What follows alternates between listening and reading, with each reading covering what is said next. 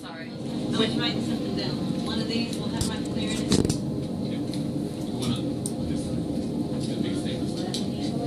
Left-hand side of the sink. HyperClear, And when it does it's going to be start to go pre-set bad, up, does it but change it should colors, be. so we'll know? HyperClear, is that straight or? Yeah. 1 liter also. Yep.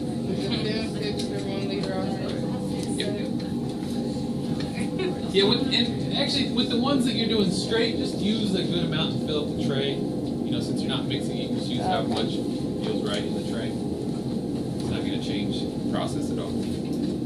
Okay. And we try to keep these as clean as we can. Your tongs, they're labeled, use them in the correct one. These are a year old, they're in really good shape. If you look at the rubber parts, nice and clean, there's no stains on them. They're just a nice, glossy red rubber. Oh yeah, so with the washer, right, all the water's here. You've got 2 hoses coming out of it. One is the hose you can use to mix your chemistry. The other one is straight clear. It's on a Y. You can turn these off with the Y. Get behind you. Sorry. Just gonna rinse these off. Supposedly they were cleaned over the weekend, so they should be in really good shape. Big stop. Okay. Then on. I just turned the safe lights on a second ago. I didn't realize they weren't on. So these are they're sodium vapor lights. So our first goal is making the contact sheet. And we can do this right now with the lights on. No, we're gonna turn the lights off. Will they be off the whole time? Yes. I'm just gonna do a few things in the light so you can see. I have a handout for you here on making a contact sheet, which you can file away. So if we take one of those, hopefully I follow the same steps. Should be pretty close. Okay. Making a contact sheet. I'm going to take my easel and put it somewhere else. Right now, I'm going to set it right now. Nice Thank clear you. space. You want to look at it or we hold it? All right, thank you. Now, remember, all of our enlargers are slightly different, but basically, you can be doing the same thing. I showed you last time how to raise the enlarger, correct? You saw how to do that. Most of them have a switch here. Remember, this switch will not work unless I have it on focus. Raise this up and down. Okay?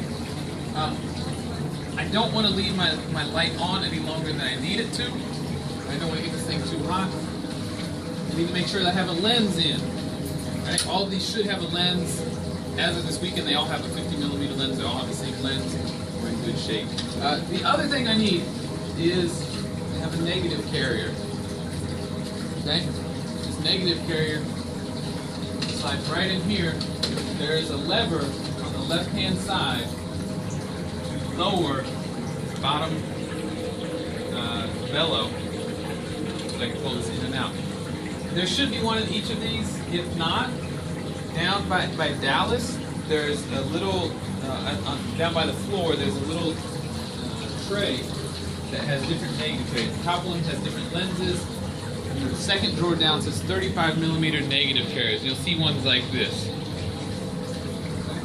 So we'll probably just keep one of these in each of the enlargers, but if we find that there's not one there, there's a whole bunch of them down there. Negative carrier. There's a few different designs, but generally you have a top and a bottom. The bottom will either have some kind of a ring or this one has little rivets in it. Basically, this helps you get it into the correct place. Those are going to go down, whether it's a ring or these little rivets. It's going to go down and slide all around, okay?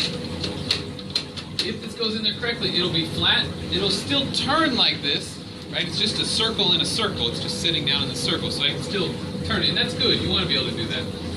Once that's in, close this. That should be closed, okay? If I leave it open, there's a chance that when I turn my light on, the light's going to shoot out and ruin people's paper and other materials. Okay? So I have my negative carrier in there.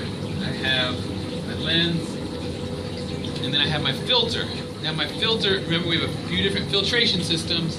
One over there has the filters that go on the top. A lot of these have below the lens filter. So this one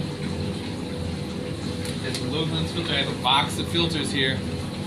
Did we talk about filters last time? Yeah. Good. I have a range of filters going from 0 to 5.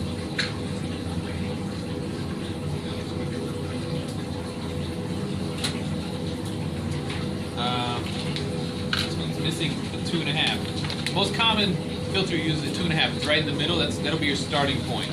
2.5, halfway between 0 and 5. Take that. I guess I'm going to start with 3 because my 2.5 is missing. We'll find it. Yeah. This just goes, slides right in here. Push it down so it's not going to go anywhere. And then it has a little pivot arm to go right under the lens. Okay. You want to center that as best you can. You'll be able to check this in a minute whether it's centered because whether it's blocking the light or not. But that just slides in and out. Okay. I need one other thing. What's the contact trigger? What I would recommend, since we just have a few of these, and most of them aren't in very good shape, is that you go to a glass shop and get a sheet of glass. The best thing to get is you go in and you say, I want a 8, you can get like let's say you get a 9 by 12 inch piece of glass. Right, your paper is 8 by 10, it's nice to have a little bit extra space. It doesn't really matter how big it is, you get a giant one if you want, but 9 by 12 is good. If you get 1/4 inch glass, so it's a little bit thicker, because plate glass is either 3/16 or 1/8 inch, and that breaks really easy. It's be like the plate glass you have in your windows at home most of the time. But if you get 1/4 inch glass, it's nice thick glass like this. You know, you can't really drop it, but it's not going to break as easy. It's not going to shatter. And ask them to sand the edges. Say, can you sand the edges? And they'll just deburr that glass basically. It should only cost you a few bucks. If you live in town, there's Whitman's Glass over on Dixie Avenue? Dixie Street. There's Whitman's Glass. They're pretty nice over there. But wherever you live, there should be a glass store in your town. And for those guys, they just cut you a little piece of glass. It really should just be a few bucks. Hopefully they don't even charge you to sand the edges. You're welcome to use these, but it is nice if you get a new, fresh, clean piece of glass. And then what you do is, you see this is hinged, right? And that's, it's fancy. But what works great is you just get your piece of glass, you get a piece of masking tape, you just tape it right to the board, you have your hinge. Since it's your piece of glass, you can take good care of it, keep it from getting scratched. You can clean it. I mean, you can clean these too, but over time these get scratched up, and you'll see the implications of that in just a second when I do this. Anyway, I have my contact frame. What I'm going to do, just give it to the board. Yeah, this one just set on there, but if you have a piece of glass, you just tape it straight to the base of the enlarger. Just use a piece of masking tape. Yeah. PDF or something and Yeah. Then the other two things I need are my negatives and I need my paper. All right, take it back. 3 things. I need negatives, paper, and a piece of mat board or cardboard. Okay. There's some pieces in the drawer down there or the shelf down there, but you can keep a piece with your paper. Anything that's opaque will work just fine. You want it to be at least as big as your paper. Okay, you don't want a piece that's smaller than your paper. There's a piece of mat board, negatives, and your paper. My RC paper. we need to lock the door. It's fine. I mean, we need to lock the door. It's good if you can. It's not a big deal, probably. I'm gonna use my RC paper. I think you guys all got Ilford paper, right? It's the same thing. It's just a different brand. It's a smaller. If you have shrink, This is the 25 sheet. Not the rag stuff and not the fancy $100. Right. When I pull this out, it's really glossy on one side. The other side not quite as glossy. You see that shimmer in the... Yeah, so it's pretty easy to tell which side is which. You want the shiny side. That's the emulsion side. That's the light sensitive side. You guys did this last time when you made your little photogram. I'm going to take the rest of the paper, put it back into the bag. Don't have to worry about Christine it. has a question. Is it best to Yes. So, yeah, the RC paper we're going to use for our contact sheets and for your first assignment, it's cheaper. I'm fine if you do all of your contact sheets for the semester on your RC paper. 8 by 10 inch size, 8 by 10 inch paper. You're going to line this up as best you can. It's tight. It's really tight. You're probably going to lose a little bit of the sprocket holes on the top and the bottom to get it to fit. The important thing is you want to get all of your image on there. Okay, so you're going to want to do this as carefully as possible. It can be really frustrating to get this lined up perfectly, but spend the time to do it. Okay, I forgot one thing. Before I do this, I should do something. I'm going to put this out of the way so I don't get it exposed. I need to make sure that I have my light covering enough area. So I'm going to turn on the focus light here. I'm going to focus that rectangle with the lower knob. Remember, there's the top knob that adjusts the top bellows. Don't worry about that one. The bottom one, you're going to move, and you can get that rectangle from your negative holder so it's nice and crisp. Okay? Now I can straighten it out a little bit. You want to focus that because that's going to make sure that the light is as even as possible. If it's unfocused, that light's going to be a little bit softer. It's going to kind of fade out to the edges. So I got a nice big rectangle, at least as big as your paper, preferably a little bit bigger so you have a little room for error, right? Because I'm going to turn this off. I'm going to set my paper up here. If I don't set it in the exact spot and it doesn't all get exposed, then I'm kind of out of luck. So we're making our contact sheet With the filter, yep. Yeah, start with a 2.5 filter for your contact sheet. That'll give you a good idea of your overall contrast. Turn that off. Put this down here. Oh, the other thing, you can have your aperture all the way open on your lens. Have it as bright as possible. Okay, it's going to give you shorter exposure time. Where is that? So on your lens. By the time we get done, everything's gonna be fine. So on your lens, remember last time I talked about the clicks? Talk about that? You turn it click, click, click, click, click. You just want to turn it to its brightest. Okay? It's going to give you nice short exposure times. You're not hanging around here forever. Okay. Now, I'm going to start with 5 seconds on my timer. I'm going to do 5-second increments. And I just have my paper. I just have my contact printer underneath here, my filter in,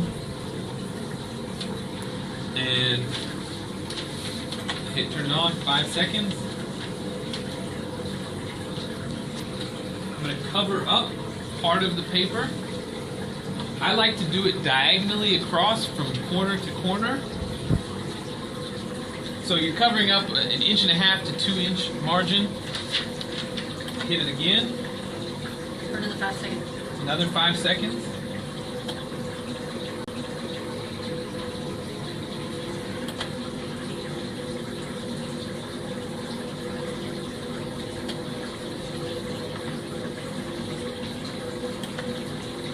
So why are you doing this?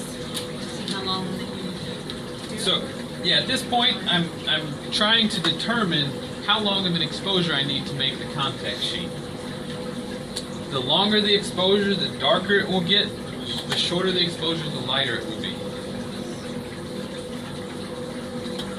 Okay. Paper you can do for a minute. The fiber-based paper you can do for 2 minutes. That's what I put on the sheet. So you go on here for a minute. Make sure I rock it, get it agitated really well. And I should see something start coming up pretty quickly. Now, this may end up too dark, but I'm going to finish it out. 30 seconds in my stop bath. Agitate. What happens if you have any of those? Nothing. Yeah, the stop bath, if it stays in too long, it's fine. Remember to don't mix your tongs up. Take this, carry it to the next one, you set it in, you set your tongs back, where you don't stick them into the hemisphere. Just for transferring it. The fixer, remember, they do 3 minutes total. You get that for the first minute. I'm just doing a test. A minute will be just fine. Ultimately, I'm just going to let it sit here when I'm all done. It should be at least 10 minutes, but then we're going to do a final wash later. This is our holding bath. Just as you're working, you leave everything here, and then when you're ready to wrap up, you take things out, do your hypo clear, do your wash. Okay, you hit the lights, the first one on the right. When you are evaluating a print, whether it be a contact sheet or an enlargement that we're going to make later, you're first deciding on your time. Your time is deciding your exposure for your highlights. How bright are the light tones, okay? So I look through here, well, this is all way too dark, right? This was my first 5 seconds, this bottom corner here. This one looks like maybe it's okay. I got some things that are close to white. Then I start looking through here, and there's a little bit, and I think this may be even a little bit too dark. Maybe close. We're at 5 seconds. So there's two things I can do right now. One, I could go and I could do 1 second, 2 seconds, 3 seconds, 4 seconds, 5 seconds, which would be fine, and we can determine it that way. Or I could go back and set this here. My lens, I can make an adjustment to my lens, okay? Right now it's set at 2.8, my aperture. What's the next smaller aperture? Smaller hole? 4. So the next click is 4. What happens when I go from 2.8 to 4? Less light. Less light, how much less?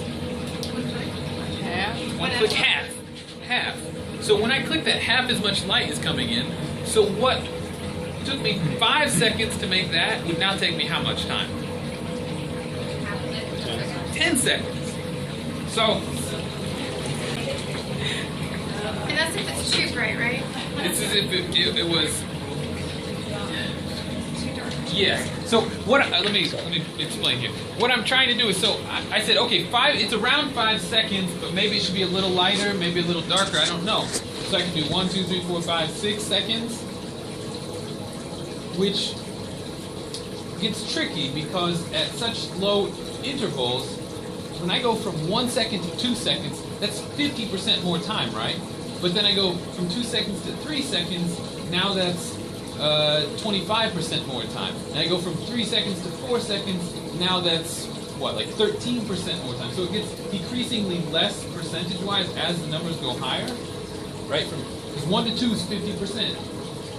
1 to 3 is not, or 2 to 3 is not another 50%. Clicking this one click further, right? Now my times have to be double what they were in order to get the same amount, right? So that gives me a greater variety, greater range that I can work with. So instead of going 1 second to 2 seconds, I have 1, 2, 3, 4 divisions instead of just 2 divisions. So it's going to make my life a little bit easier. I'll have finer divisions. Are you going to require us to tell you what Nope. we're setting to? Nope. But it's still a good idea to write it down. It is. No. It is a fantastic idea to write it down. It will be.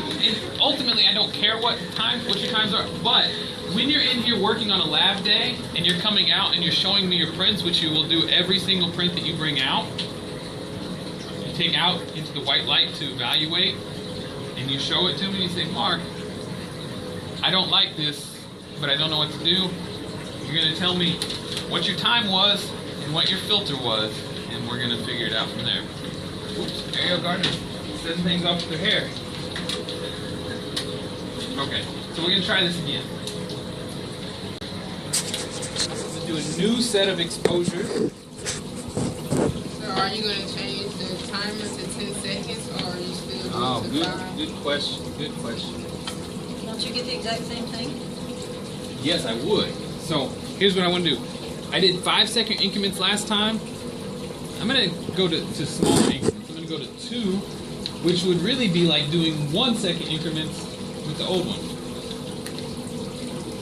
I just want more divisions. That was too coarse. It was too broad. It's like too big of a gap. It's like, here's 5 seconds, it's close. 10 seconds, way too dark.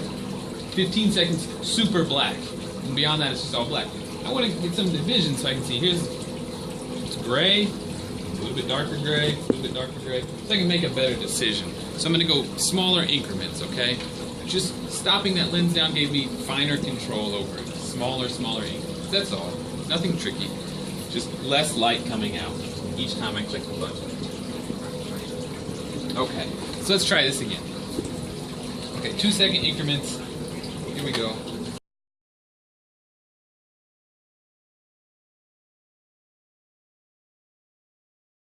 There are two ways you can go about doing this exposure. The way I always done it is I expose the whole thing, I cover up a little bit, expose it again, cover up a little bit more. That's one method. Other people will do it where they reveal some, so they'll just show a little corner, expose it, show a little bit more, expose it, and kind of you're adding time each time. Here I'm just covering up, covering up, covering up. Do whatever works best in your head, okay? It doesn't. All right. That bottom one is great. So it's like 4 seconds, right? So I got 2, 4, 6, 8, 10. So this is where we were last time. This was the 10 seconds was the same as our 5 seconds last time, right? So I clicked it down, half as much light, so need twice as much time. So there's that. So I just need to make a decision here. The 6 and the 8 are pretty. So we like 6 and 8. Yeah. Yeah. So the main thing I'm looking for is the highlights. Are the light tones looking good? The black tones, the dark tones, are controlled by my filter. So if I want it to be the blacks, the shadows to be darker, I'm going to put a higher filter number, higher contrast number. Okay? So using your time to control the brightness of your highlights, the filters to control the darkness of your shadows. Okay?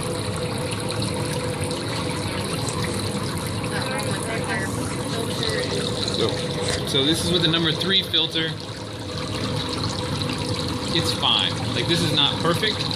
The goal of a contact sheet is to get you a general idea of what you have. Do things look like they're relatively exposed right? Does the contrast look okay? Is it maybe in focus? Do you have any issues with improper development? That's about it. And you're doing an average for this whole sheet, right? Every negative is going to be printed differently when you go to print. Here's just getting, can I see everything? That's the good thing. Like, can I see all the pictures? Great, then I'm pretty good. So don't spend the whole day making a contact sheet. Don't get obsessed with it. It's just a guide, right? You're using this so you can make decisions on what you want to print later, and that's where you're going to spend all your time. So I'd say 2, 4, 6, maybe 8, maybe I do 7. Maybe I split the difference to 7. Let's do one at 7. Sorry. So, here we go. I got my contact sheet. It's not beautiful, but it's legible. I can see everything. I have a question. Yes. Okay, so you know how you say this is really random, and I saw you had like a big old notebook. Is there a way that you like label or keep them? Oh yeah. Okay. Yeah. I would, on your negative sleeves, I would develop a system. They have a little file number at the top. I always just, with each binder, I just start with 001, 002, and then I give a descriptive, for each roll of film, I give a descriptive title at the top. That's worked well for me, and then I just do it binder by binder. When I was in school, it's like, this class had that binder, this class had that binder. So what happened up there? Oh, yeah, so up here at the top, this was the first or last, probably the first frame on my roll, so I kind of didn't wind it until it got past the bad film, so I got like half a frame there, but I kept it just in case there was anything exciting there. So okay, now the next thing to do is to finish fixing this, finish washing it. I put it in here until I'm done. Take it in the hypo clear. That's 3 minutes. What did I put on the sheet? 3 minutes? No. 3 minutes and then wash for 10 minutes in the washer. We'll get there. What time do we got? So we do 10 minutes there, and then hypo clear, and then 10 minutes in the washer. We got till 10:45? Yes, this is 5 minutes. Let's do a print. It's exciting. Can I bring the big paper box in?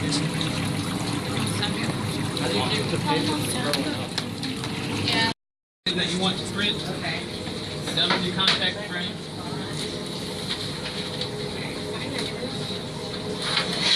need an Yeah. easel. I'm not sure. Yeah, they sell. This is only $4. Now I think all of our enlarges this semester have 4-blade easels. We have a few different varieties, different sizes. But generally, it has a hinge. It opens and closes, and it has these 4 metal blades that you use to frame your picture. Okay. So you have that. You need your negative carrier and your negative. Now outside this door to the left, there's a light table or 2 light tables. This is easiest to do on a light table. You get your negative carrier, you take it out there, you set it on the light table, you figure out which negative it is that you want to print. You take that negative out. Hopefully it's nice and clean. Dust is your new enemy. Dust is your new enemy. It will haunt you. You take your negative, emulsion side down, base side up. You see how it's shiny on the base side? It's a little more dull on the emulsion side. You're going to put this into your negative carrier, the emulsion side down, So the shiny side's up. shiny side up. Now notice there, in this negative carrier, there are these little rivets that come up. Make sure your film is not setting on top of there. When I sandwich this down, those are going to go through these holes. If it is on there, it's going to smush and bend and kink your film. So again, this is easiest to do on the light table. You can line it up really well.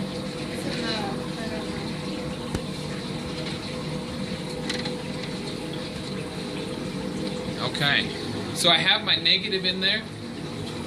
Once you get in there, you may want to check, make sure it's lined up properly. You can adjust, make slight adjustments on the light table or holding it up to the light. I guess this is where that Turn air it on. duster comes in handy. Your air duster? Your air duster, yeah. At this point,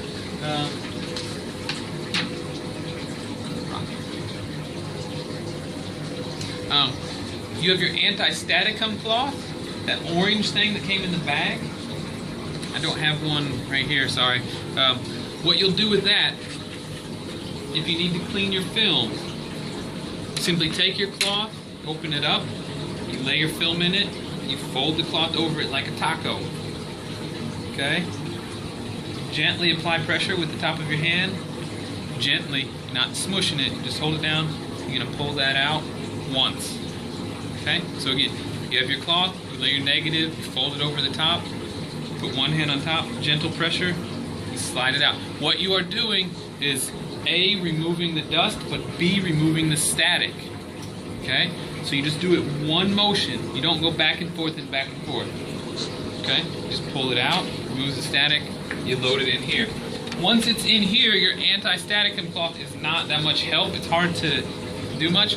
It's where your air comes in handy. If you have a canned compressed air.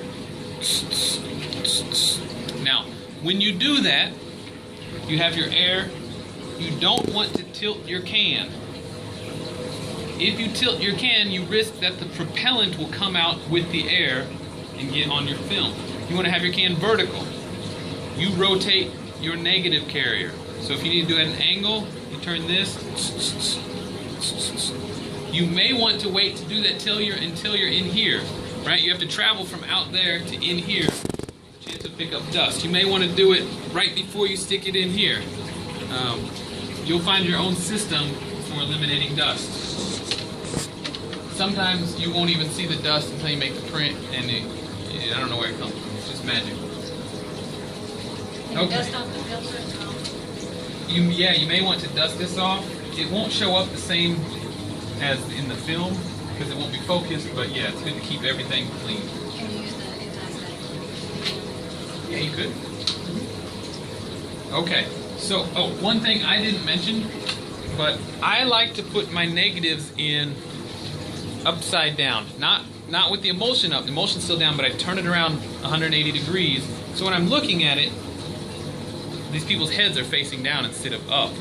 The reason being, is when I stick it in here, the lens is going to flip it around. So I like to look at images right side up here. You don't have to, right? You can always turn your print around after you develop it. But I got in the habit of putting my negative in 180 degrees backwards so that right here I see the image right side up. I just like doing that, makes me feel comfortable. I'm happy. Make sure you close this. Okay, I think we are ready to hit the lights off. Okay, now, when you're making a print, you need to sacrifice a piece of paper. You need to have a piece of paper to focus on. You only need to do this twice. You're gonna, right, this first assignment is going to be printing on RC paper, so you can have a piece of RC paper as your focus paper.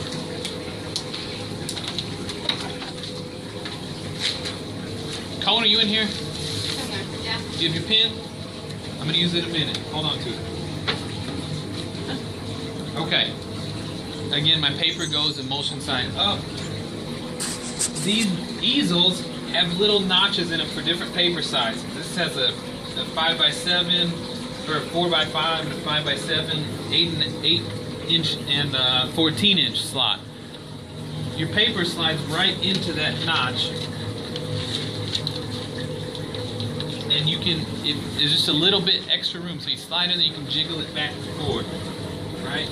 That holds your paper in place, okay?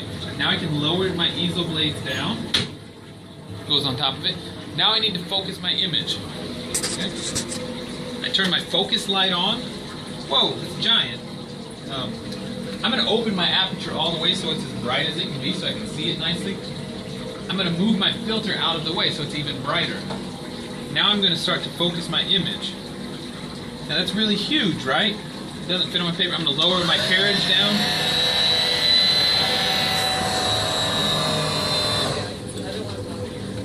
So I'm lowering this down. I can adjust my easel blades. You may want to adjust your easel blades before you even start this process if you want to make it a specific size. This has numbers on the side, so let's do this.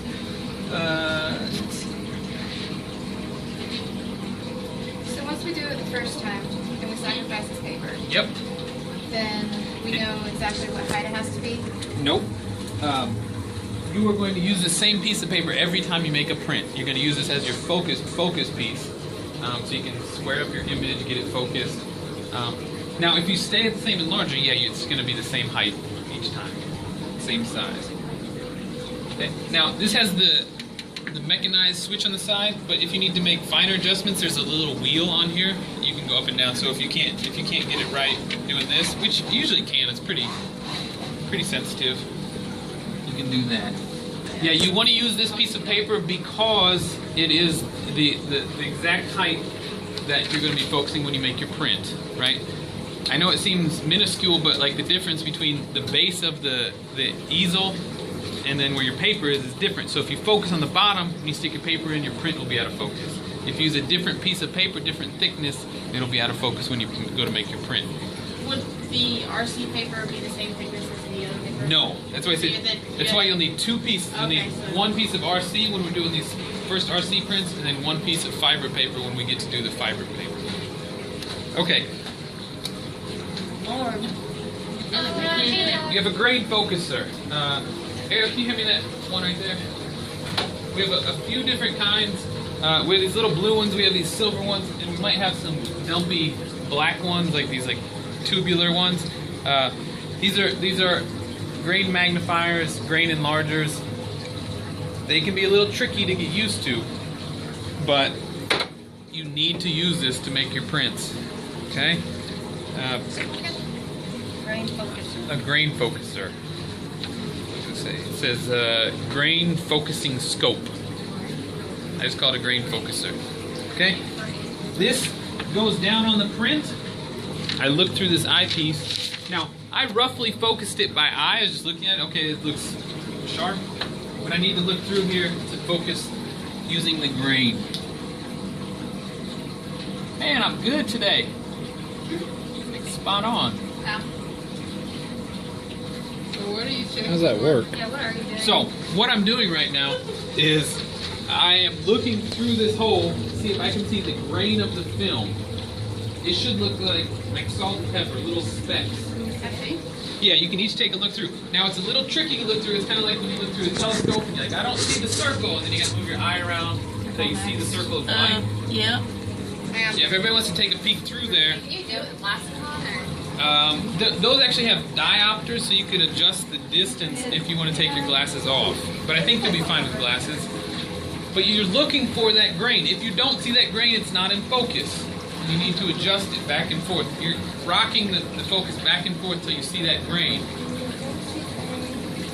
Okay, that's how you know that it's your enlarger is in focus. It has nothing to do with the focus of your camera. If you took the picture out of focus, it's out of focus. But you need to make sure your enlarger is focused. So even if the camera had it out of focus, if that's focused, you'll still see the grain. Correct. Okay. Yeah, because we're just looking at the grain structure of the film, nothing to do with the image itself. Why do you have To make sure that your enlarger is in focus. Now, as you adjust your focus, it's going to slightly change the size of your image. So you may need to go back and forth between raising and lowering the negative carriage and the focus. So you'll like get it sized up, and then your focus and the size change a little bit. Maybe you move your easel blades, or you move the whole enlarger. You just keep working back and forth and back and forth. Yeah, don't hit your head, don't hit your eye. Yeah. You'll shoot your eye out. This is not the Christmas story. It could be. Now, when I come to print, there's a couple things. My aperture, all right, I open it all the way up so it's nice and bright so I can focus, but I want to click it down about 3 stops. Okay? Now, there's 2 reasons I do that. One is so I can get more reasonable times, right? So my times aren't so short. The other is that most lenses are sharpest in the center. So by stopping down a few stops, I'm utilizing the sharpest part of that lens. When it's wide open, lenses are a little bit softer. So using the whole diameter. So what did you have it at its most open? Just all the way open. This lens is 2.8. Some of them are 3.5 or whatever. But the important thing is you just turn it all the way so it's as bright as it can be. Okay? That's as far as it goes. It's really bright. That's all the way dark. From the brightest, I just go 1 click, 2 click, 3 clicks. So you just feel it. You don't have to worry about what the number actually is, but it will be around 5.6 or 8. So then after you set all this up, then you're going to take that sheet of paper out? Yep. Well, there's 2 things. One, I'm going to put my filter back. 2, if you have a specific size that you are going to print at, and let's say all my prints are going to be 5.5 by 8 inches, okay? Whatever you decide. And let's say maybe you're going to go home for the day, and then you come back the next day, you print the same size. One good thing you can do with the focus sheet is comb your pen. If you have this and everything's great, you can just take your pen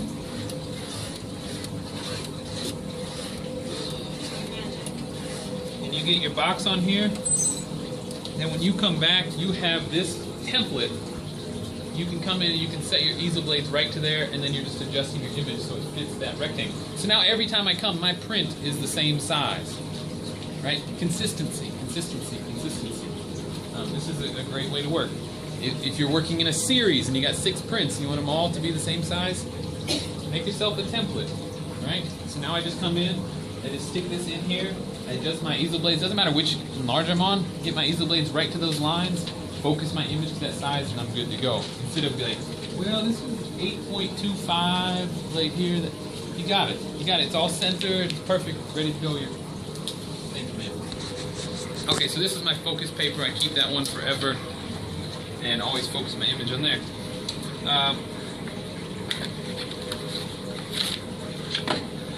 I get my paper. You're going to do a test strip. What would you say, paper? This is a nice size test strip. So I'm going to basically cut this in about thirds. Maybe I can cut it in quarters. It'll be a little wasteful today. Okay, now, before I put my paper in, it's good to decide on an area that I want to do my test strip. I'm looking for an area that's representative of the entire image. Okay? So I'm looking for an area that has a good mix of shadows and highlights. But most importantly is the highlights. Remember, my time is determining how bright my highlights are, and that's what I just established first. So, I didn't even look at it. Okay. That's the end of it. Okay.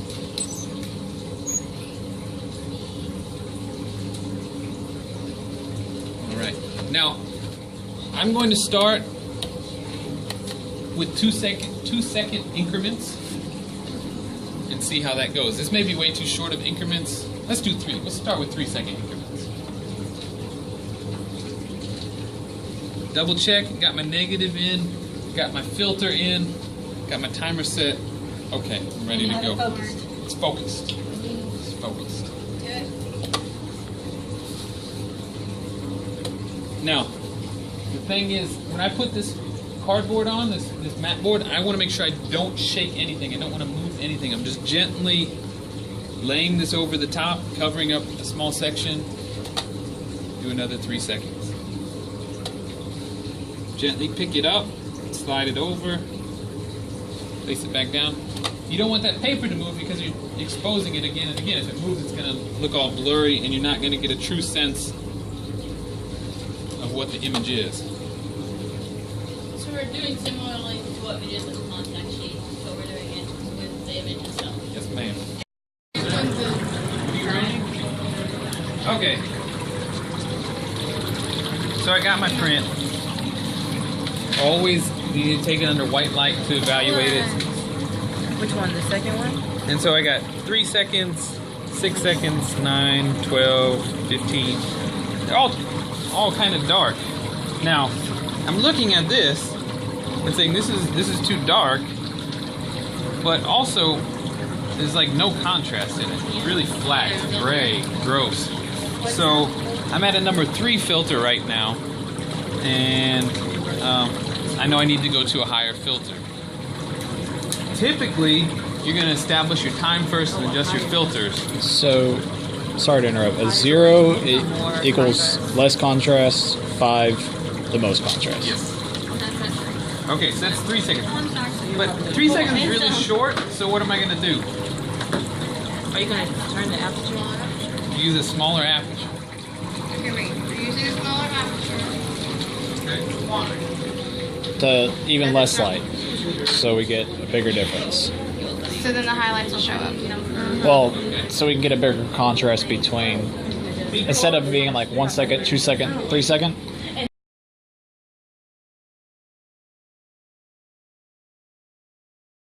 And all you adjusted for this was the aperture on the lens? I adjust the aperture 1 step closer. Okay. I put in the number 4 filter. Okay. And I changed it 2 second increments. So I got 2, 4, 6, 8, 10. And Well, we're not looking for the contrast. We're just looking for the highlights. there you go. Good, good, good. So we're getting there. We're close. We're almost there. I'm gonna do an educated guess on this one. If we have more time, we just do another contact sheet and get this till it looks really, really good, and then we do the full image. And but I'm gonna eyeball it and see if we can knock one out so we can see the full. Okay. Out of curiosity,